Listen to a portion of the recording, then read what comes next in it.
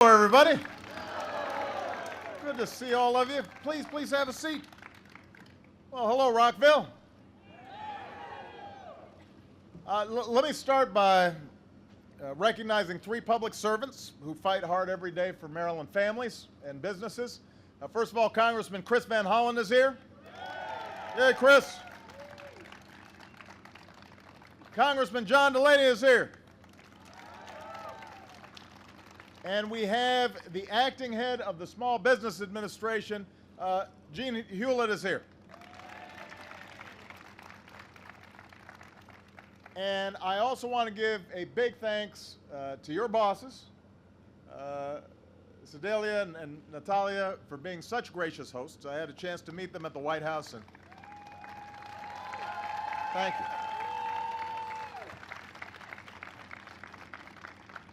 Now I know where they got their good looks from, because I had a chance to meet Mom and Dad and their beautiful families, and so I'm so glad to be here. And I had a chance to learn a little bit about their story.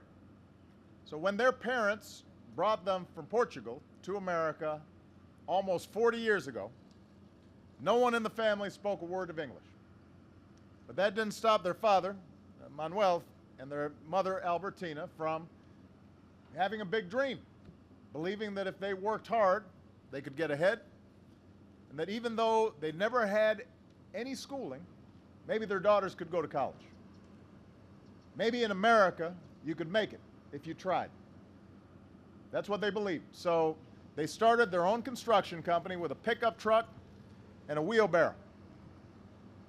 And when Sedalia and Natalia turned 14, they began to help, cleaning tools, translating documents, and they became the first in their family to go to college. And after graduation, they started their own business, and later they bought the family business from their parents. So today, M. Louise Construction is a $60 million company with about 250 employees.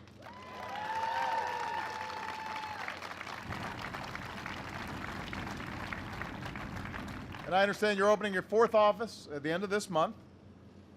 So this story is what America's all about. You start off, maybe you don't have a lot, but you're willing to work hard.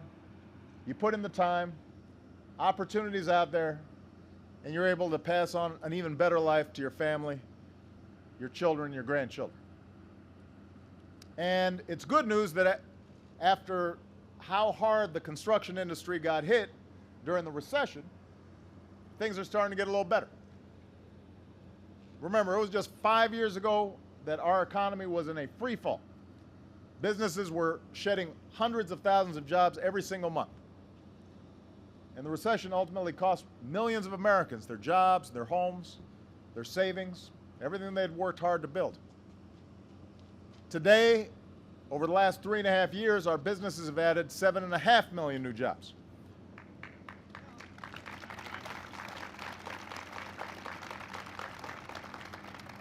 Our deficits are falling. Our housing market is healing, which means construction is improving. Manufacturing's growing. The auto industry is back. America's on pace to become the #1 energy producer in the world this year.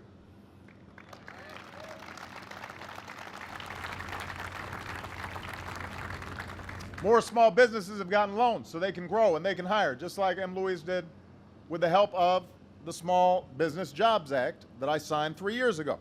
So that's part of what allowed this company to grow. So we still have a long way to go. We still got a lot of work to do, especially to rebuild the middle class, but we're making steady progress. And the reason I'm here is we can't afford to threaten that progress right now.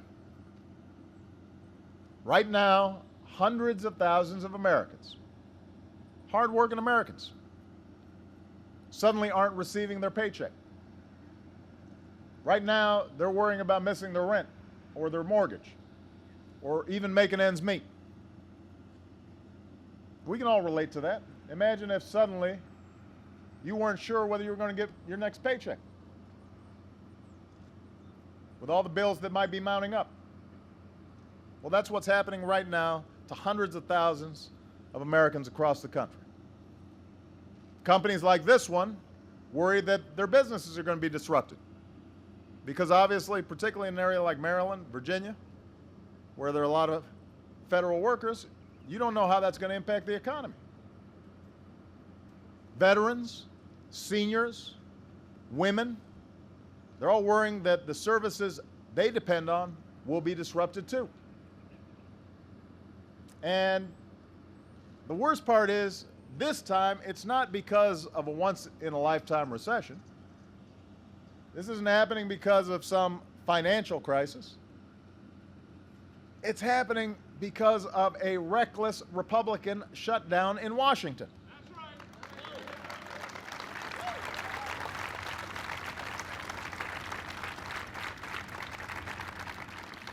Now, we've all seen the offices locked down, the monuments closed. We've heard about services denied. We've heard about benefits that are delayed. But the impacts of the shutdown go way beyond those things that you're seeing on television. Those hundreds of thousands of Americans, a lot of whom live around here, don't know when they're going to get their next paycheck. And that means stores and restaurants around here don't know if they'll have as many customers. Across the country, you've got farmers in rural areas and small business owners who deserve a loan, but they're being left in the lurch right now. They might have an application pending as we speak, but there's nobody in the office to process the loan. The SBA gives $1 billion of loans a month to small businesses. $1 billion a month and goes to small businesses all across the country. Right now, those can't be processed because there's nobody there to process them. Veterans who deserve our support are getting less help. Little kids who deserve a head start have been sent home from the safe places where they learn and grow every single day. And of course, their families then have to scramble to figure out what to do. And the longer this goes on, the worse it will be. And it makes no sense. The American people elected their representatives to make their lives easier, not harder. And there's one way out of this reckless and damaging Republican shutdown. Congress has to pass a budget that funds our government with no partisan strings attached.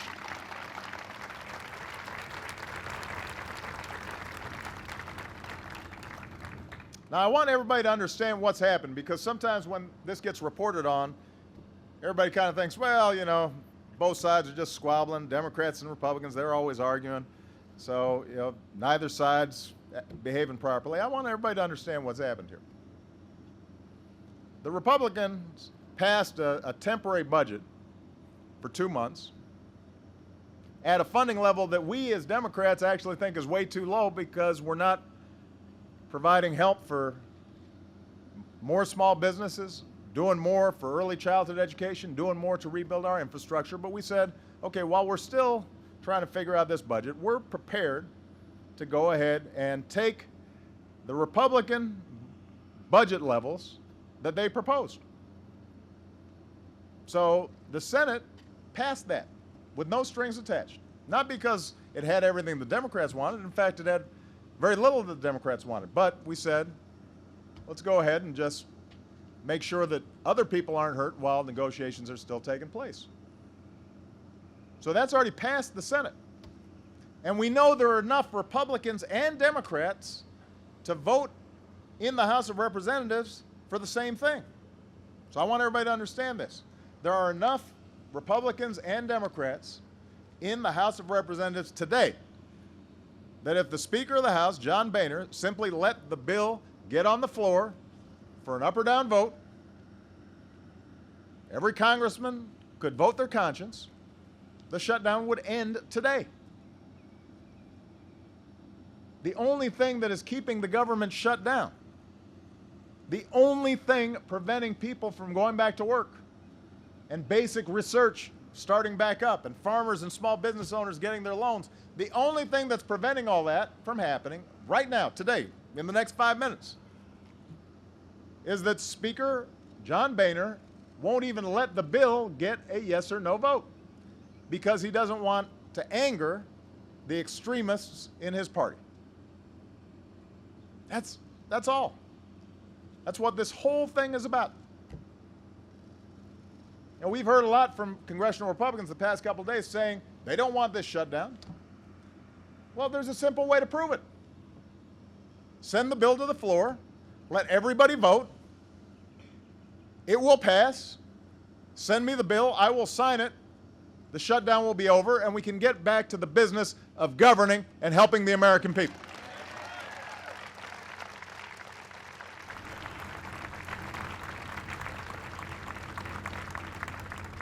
Could happen in the next half hour. National parks, monuments, offices would all reopen immediately. Benefits and services would resume again. Hundreds of thousands of dedicated public servants who are worrying about whether they're going to be able to pay the mortgage or pay the car note, they'd start going back to work right away. So my simple message today is call a vote. Call a vote. Put it on the floor and let every individual member of Congress make up their own minds. And they can show the American people, are you for a shutdown or not? If you're not for a shutdown, you'll vote for the bill. If you're for a shutdown, you won't vote for a bill. We don't have to twist anybody's arms. But that way, the American people will be clear about who's responsible for the shutdown. Or, alternatively, more hopefully, they'd be clear that this is something that doesn't make sense and we should go ahead and make sure that we're looking out for the American people. It should be that simple. But as I said, the problem we've got is that there's one faction of one party in one half of one branch of government that so far has refused to allow that yes or no vote unless they get some massive partisan concessions in exchange for doing what they're supposed to be doing anyway. In exchange for doing what everybody else agrees is necessary. And they won't agree to end the shutdown until they get their way. And you may think I'm exaggerating, but just the other day, one Tea Party Republican called the idea of a shutdown wonderful.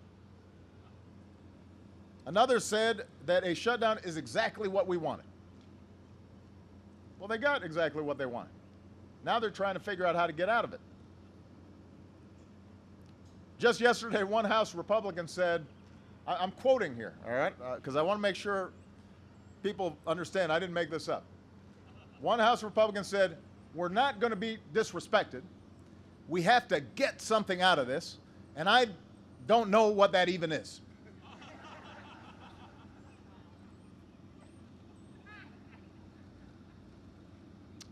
That was a quote. We're not going to be disrespected. We got to get something out of this, and I don't know what that even is. Think about that. You have already gotten the opportunity to serve the American people. There's no higher honor than that.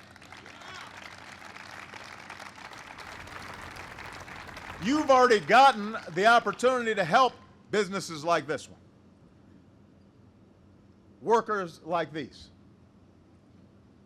So the American people aren't in the mood to give you a goodie bag to go with it. What you get is our intelligence professionals being back on the job. What you get is our medical researchers back on the job. What you get are little kids back into Head Start. What you get are our national parks and monuments open again. What you get is the economy not stalling, but continuing to grow. What you get are workers continuing to be hired. That's what you get. That's what you should be asking for. Take a vote, stop this farce, and end this shutdown right now.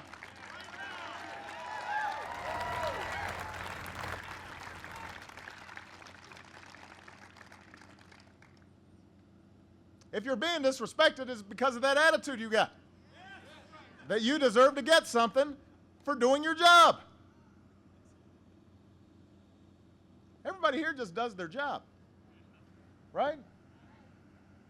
You don't, if you're working here and in the middle of the day you just stopped and said, you know what, I want to get something, but I don't know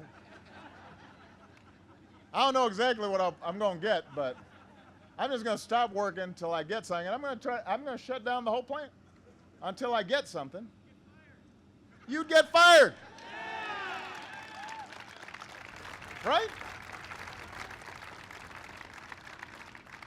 Because the deal is you've already gotten hired, you've got a job, you're getting a paycheck, and so you also are getting the pride of doing a good job and contributing to a business and looking out for your fellow workers. That's what you're getting.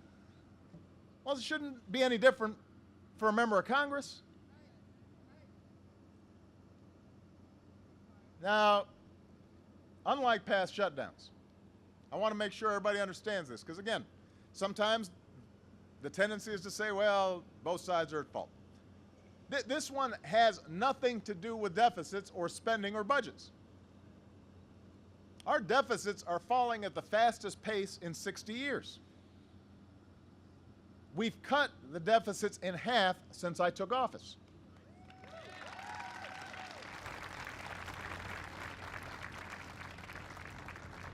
And some of the things that the Republicans are asking for right now would actually add to our deficits. Seriously. So this is not about spending, and this is not about fiscal responsibility. This whole thing is about one thing: the Republican obsession with dismantling the Affordable Care Act and denying affordable health insurance to millions of Americans. That's all this has become about. That seems to be the only thing that unites the Republican Party these days. Through this whole fight, they've said the American people don't want Obamacare, so we should shut down the government to repeal it or delay it. But here's the problem. The government's now shut down, but the Affordable Care Act is still open for business. So they're not even accomplishing what they say they want to accomplish. And by the way, in the first 2 days since the new marketplaces, basically big group plans that we've set up, first 2 days that they open, websites where you can compare and purchase new affordable insurance plans and maybe get tax credits to reduce their costs, millions of Americans have made it clear they do want health insurance. More than 6 million people visited the website, healthcare.gov, the day it opened. Nearly 200,000 people picked up the phone and called the call center. In Kentucky alone, this is a state where I didn't win Kentucky. So I know they weren't doing it for me.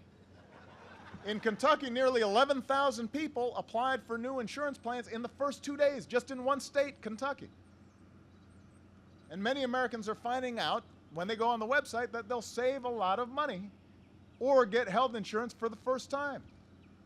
So I would think that if in fact this was going to be such a disaster that the Republicans say it's going to be, that it was going to be so unpopular, they wouldn't have to shut down the government. They could wait. Nobody'd show any interest. There'd be like 2 people on the website, and everybody would then vote for candidates who want to repeal it. It's not as if Republicans haven't had a chance to debate the health care law. It passed the House of Representatives. It passed the Senate. The Supreme Court ruled it constitutional. You remember all this. Last November, voters rejected the presidential candidate that ran on a platform to repeal it.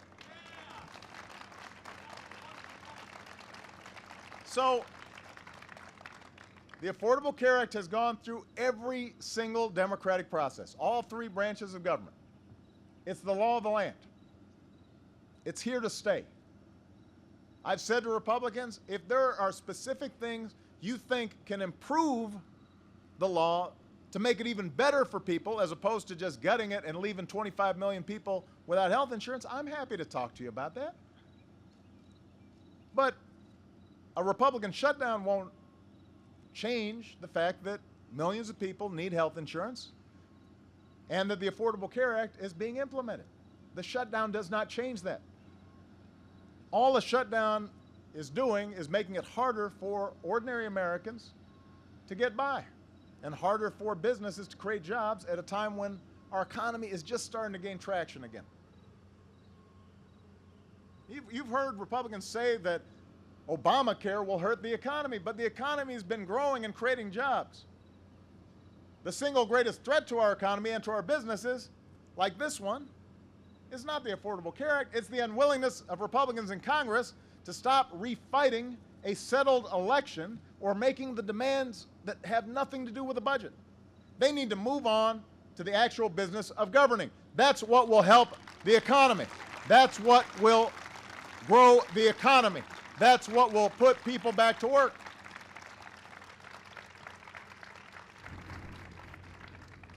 And more than that, House Republicans need to stop careening from one crisis to another in everything they do. Have you noticed that? Since they've taken over the House of Representatives, we have one of these crises every 3 months. Have you noticed? And you keep on thinking, all right, well, this is going to be the last one. They're not going to do this again. And then they do it again. I know you're tired of it. I'm tired of it.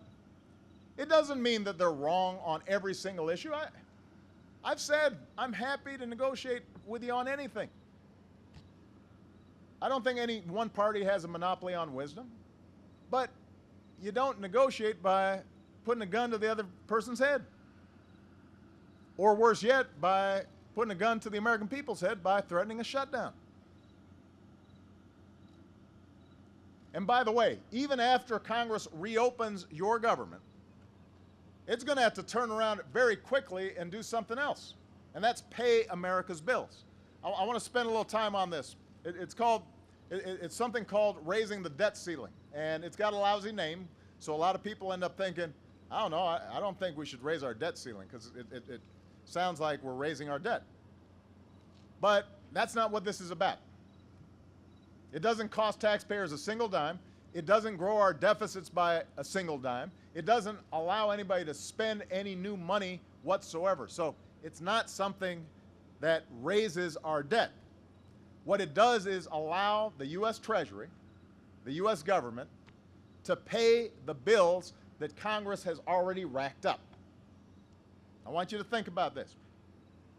If you go to a restaurant, you order a meal, you eat it, maybe you have some wine, maybe you have 2 glasses of wine. Great meal. And then you look at the tab, it's pretty expensive, and you decide, I'm not going to pay the bill. Well, you're not saving money. You're not being frugal. You're just a deadbeat. Right? If you buy a house and you decide, man, this month, yeah, I'd rather go on vacation somewhere, so I'm not going to pay my mortgage. You didn't just save yourself some money. You're just going to get foreclosed on. So you don't save money by not paying your bills. You don't reduce your debt by not paying your bills. All you're doing is making yourself unreliable and hurting your credit rating. And you'll start getting those phone calls and those notices in the mail. And the next time you try to borrow, somebody's going to say, because you don't pay your bills. You're a deadbeat. Well, the same is true for countries.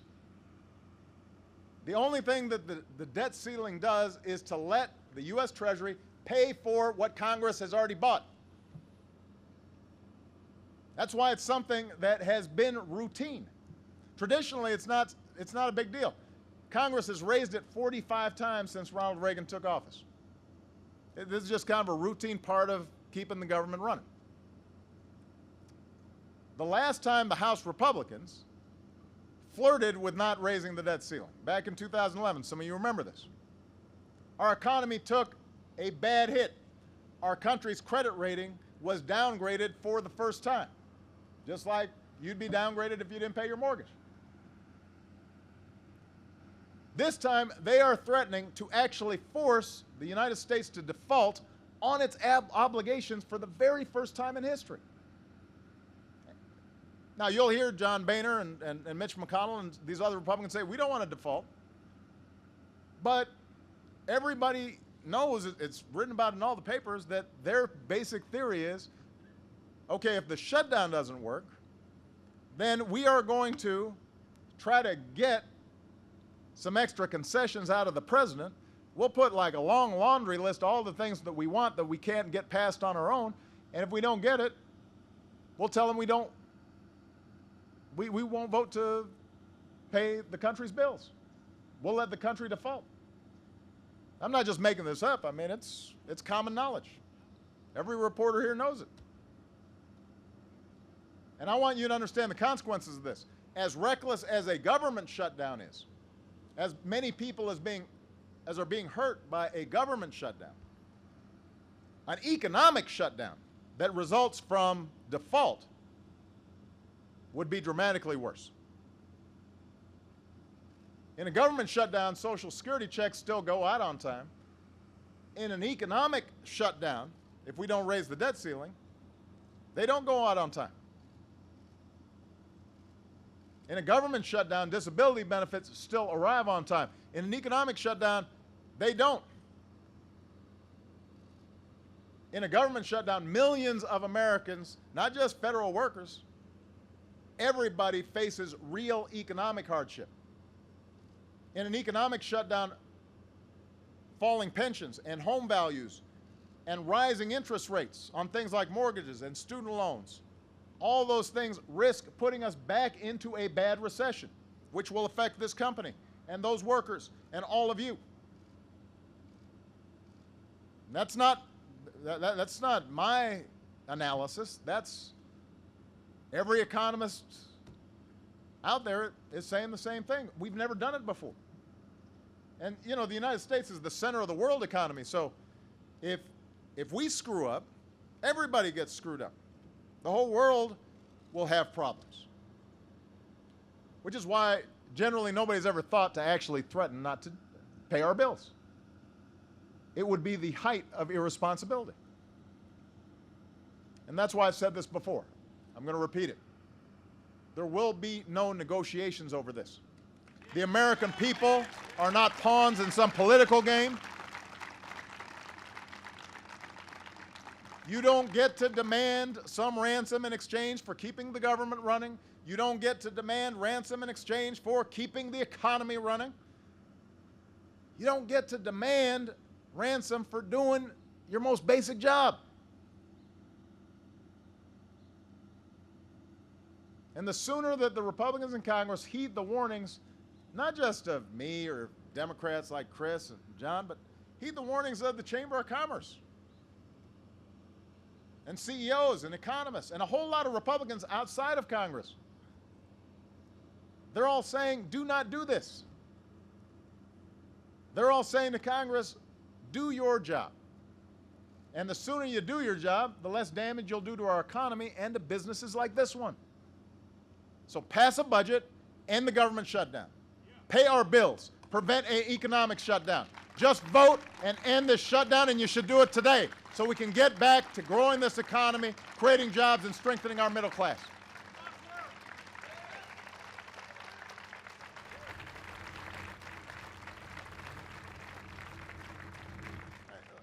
Let me close just by sharing a story I heard as I was getting ready to come here today.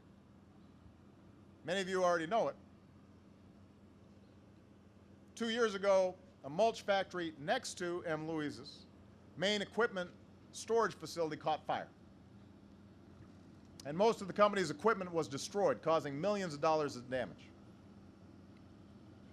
But even while the fire was still burning, dozens of employees rushed over to the facility and tried to save as much as they could.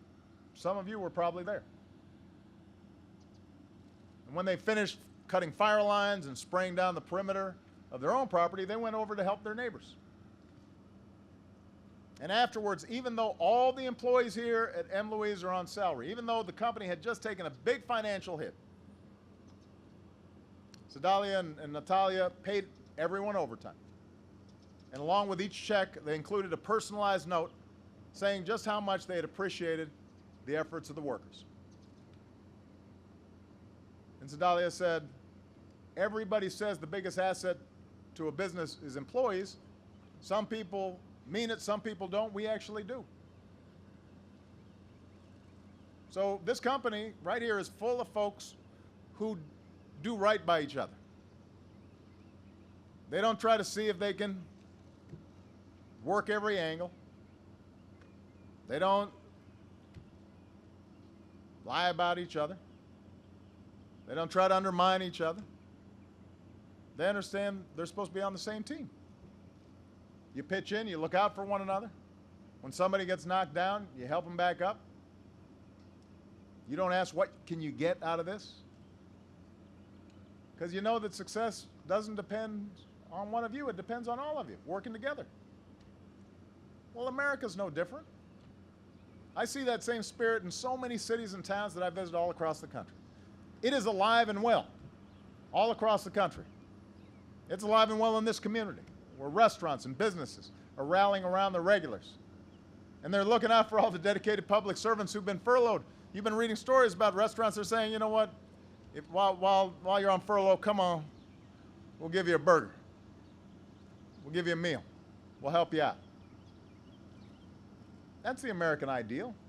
It says we're working together, looking out for one another, meeting our responsibilities, doing our jobs, thinking about future generations.